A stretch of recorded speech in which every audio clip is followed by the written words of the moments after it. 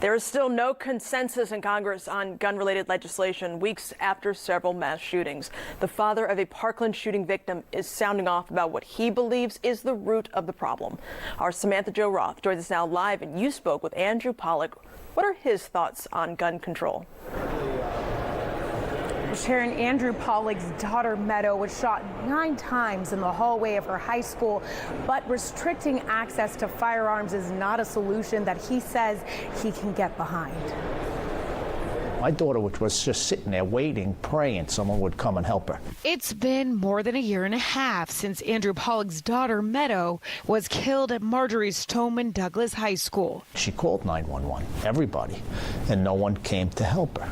We've seen a lot of mass shootings, unfortunately, recently. Obviously, a huge push up on Capitol Hill to restrict guns with the background checks, restricting high-capacity magazines. Why do you think that is not the solution?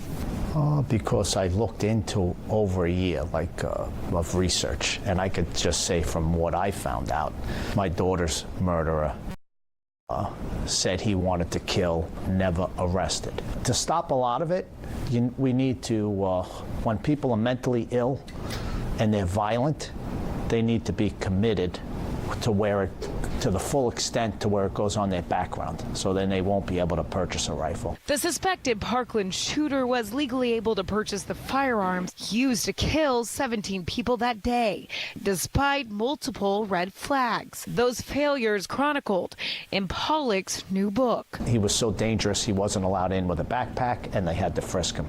But they didn't tell the parents. Now my message to parents are, you don't get that excuse anymore to say you didn't know. Senator Rick Scott, who was governor at the time of the shooting, is still looking for answers from the FBI after they received tips about the gunman before the shooting, but never took action. The FBI will not tell us in the case of Parkland, or actually in the other cases, shootings we've had in our state, where the FBI had prior knowledge. Why can't they tell us if anybody's been held accountable? Every time I see a mass shooting and I think of these victims hopeless, it kills me. Understanding and tackling those failures is something Pollock believes will ultimately lead to less mass shootings. People will tell you time heals, but not with this. I think of my daughter constantly, and my life will never be the same. Now, the president has expressed interest in an application that would make background checks more accessible to gun sellers, and that's an idea that Pollock tells me that he could also support at this time. We're live on Capitol Hill this evening. Samantha-Jo Roth, Spectrum News 13.